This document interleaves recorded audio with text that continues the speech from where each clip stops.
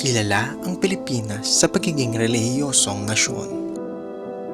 Halos 70% ng bansa ay Kristiyano. Samantala, higit sa kalahati ng mga Pilipino ang hindi sumasang-ayon sa same-sex civil unions. At hanggang ngayon, kumokontra pa rin ang karamihan ng mga simbahan sa Pilipinas pagdating sa same-sex marriage.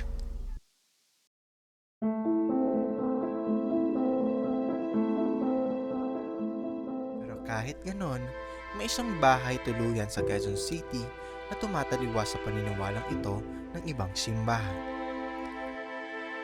Ito ang LGBTS Christian Church na sinimulan ni Reverend Crescencio Agbayani o mas kilala bilang Rev. CJ. Bakla, okay maging bakla at Christian at the same time. Hindi masama, hindi hiwalay yun. Kasama yun. Actually, yun yung gist ng gospel ng LGBTS Christian Church. Kaya nga sinasabi, minsan may nagsasabi, huwag nyo nang gamitin yung Christian sa gitna. Bakit? Middle name nga namin yun Christian eh. And yun yung pangahawakan namin, no? Kristiyano kami, na LGBT kami at the same time. As a pastor, nanay ako. Usually kasi ang pastor, di ba, na tatay. Mas gusto ko yung maternal. Actually, ang Philippines actually maternal. And the church actually is mother. Ang babae naman talaga ang simbahan, no? Hindi lalaki. So yung desire ko kasi na magkaroon ng church, actually hindi ako ang nakapili nun actually, naka-identify sa akin. Ayaw ko nang tapusin yung pag-aaral ko sana eh.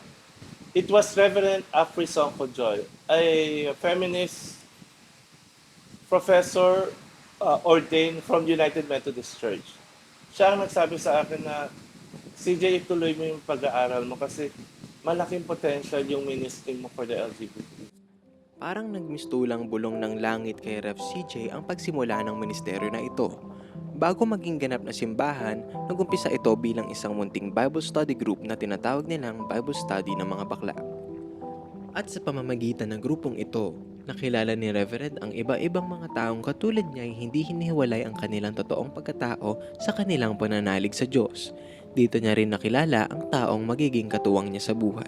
Ito si Marlon Felipe, isa sa mga pinakaunang miyembro ng simpahang ito.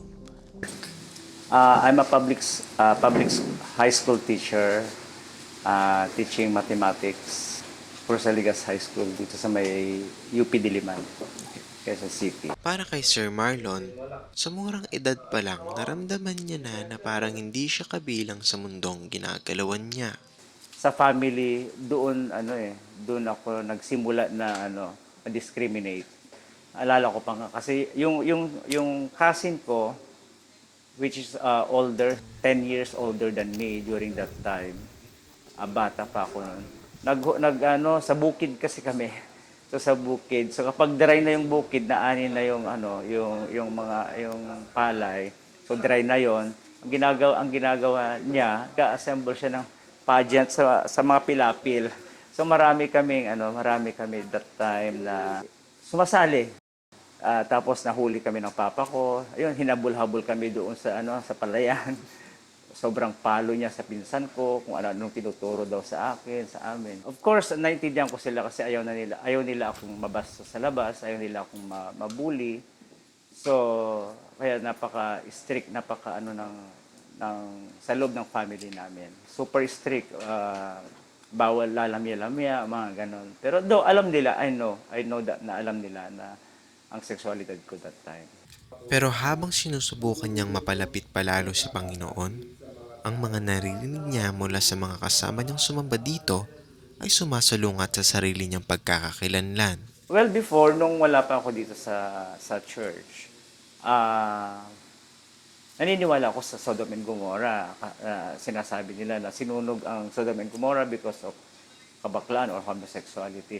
Pero nung nalaman ko talaga, through Rev, nung nalaman ko talaga yung reason why Yahweh destroyed Sodom and Gomorrah, mas parang mas nabawasan yung credibility ng church. Kung noon bitak-bitak ang kanyang paniniwala, dito naman siya nabigyan ng kaliwanagan.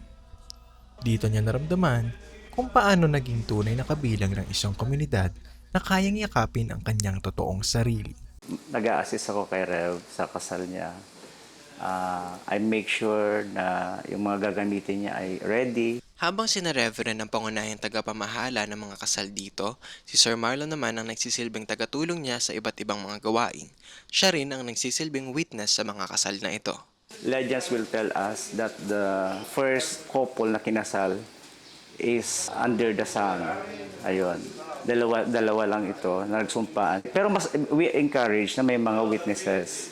Pero kung talagang wala, Rev is already a witness. Siya mismo ay witness na siya, so pwede na rin naman yun. At ako din, yung assistant. If not me, other assistant may be a witness. Simula si Sir Marlon bilang isang miyembro ng munting Bible study. At ngayon, siya na ang laging tumutulong kay Reverend CJ sa bawat seremonya at kasal na ginagawa nila. Pagkatapos nilang maikasal noong Setyembre 2009, ngayon, sila naman ang nagpapatibay ng pagmamahala ng iba sa pamamagitan ng pagkasal sa kanila. Si Marlon as a teacher, terror. As a partner, katuwang sa buhay. Kasama sa stress. No, isa siya sa stress. Siyempre, siya yung stress reliever mo. Kasi unlike for those minister na walang asawa, wala silang makausap. At least kung may asawa ka, katuwang ka sa buhay, may nakakausap ka patungkol sa ministry. Lalo na kung hindi mo masasabi, may mga bagay na hindi mo pwedeng sabihin sa members na sa kanya mo lang pwedeng sabihin. At doon namin win-away ang things in our decision making for the church.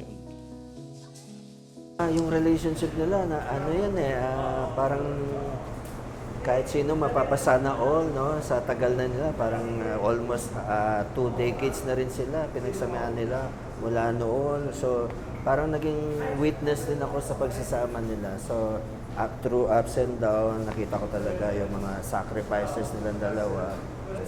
Sana all, mapapasana all talaga. Pero, sa kabila ng lahat ng panghuhusga at diskriminasyon na kanilang natanggap, hindi sila nagpanaig. Dahil ginamit pa nila ito para mas lalong ipagpatuloy ang pagpapanatili ng munting komunidad na kanilang nabuo. Isang ligtas at may tiwasay na lugar na maaaring maging silungan ng kahit sinong nakakaranas ng diskriminasyon dahil lamang sa uri ng pag-iibigan na meron sila. So, until nagkaroon ng politics inside, no? Nagkaroon ng... Kasi kung natatandaan ninyo, nagkaroon ng mass wedding sa Baguio at tinawag kami ni Bishop Bacan ng mga kadiri. That was the time na ganon. Meron ng conspiracy sa akin na pababain ako. Kasi may mga members na ayaw nilang i-out ng simbahan. Nagulat nga ako na nag-post ako patungkol dito sa wall ko na ang title ko, Let God Be Thy Savior. Kumalat sa social media. Marami sa social media na haters ako. Hanggang ngayon, lalo na, mamaya mapapansin nyo, nagla-live ako sa TikTok. Ay, Diyos ko. Grabe. Marami naman nag-heart, pero mas marami ang mga nagko-comment doon. Grabe. Pero hinahaya ako yan. Kasi, engagement. Marami yan nag-engagement pa rin. Pero grabe yung grabe yung tawag sa akin. Anak ng Satanas, Diablo, basta baboy. Ganda kong to, baboy. Pero higit pa rito, hindi maikakaila na nariyan lagi ang paniniil ng lipunan sa mga tulad nilang miyembro ng simbahang ito. Dahil kapag ang simpleng akto ng pagmamahal sa isang tao na nagkataon lang ay kapareho mo ng kasarian, ay nakikita bilang isang kasalanan. Nung kinasal na kami, kasi sinabi lang namin sa church anniversary yung kasal namin. Hindi siya well-planned talaga, yung kasal. So, dumating ang media. So, lahat ng media nandun doon.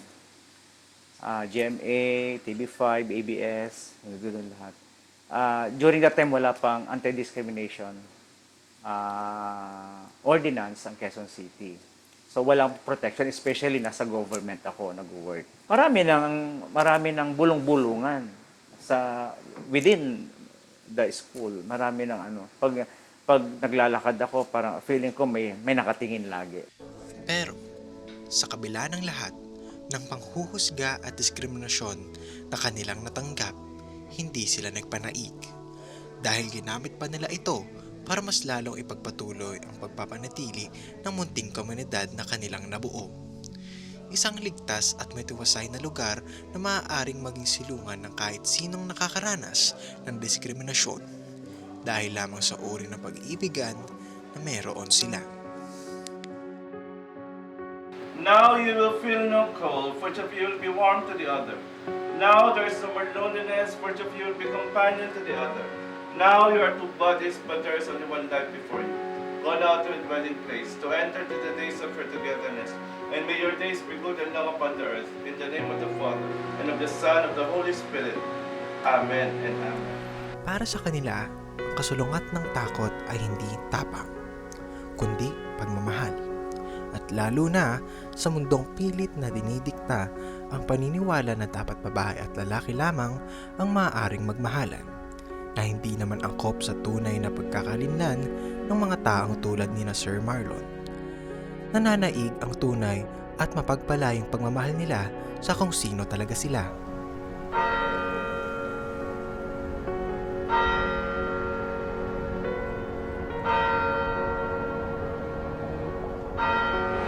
Ma, with this ring, I offer you my love, loyalty, and faith. That in all changing circumstances in life, we shall always live together in love. Amen. Pronouncement: by the power vested in me by the LGBTS Christian Church in the Philippines, I now pronounce you partners in life. You may now kiss each other.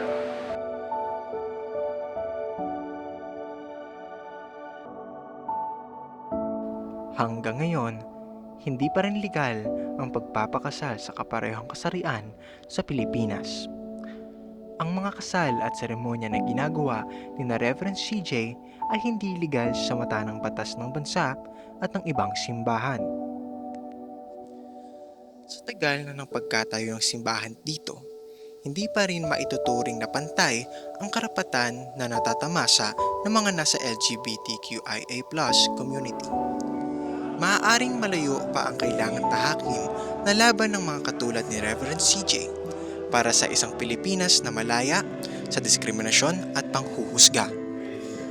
Habang ang pagmamahalan ng dalawang magkapareho ng kasiraan ay nakikita ng iba bilang isang kasalanan, nandito ang mga simbahan na katulad ng LGBTS Christian Church para maging kanlungan ng mga gusto lamang magmahal sa nais nilang mahalin at manalig sa Panginoon.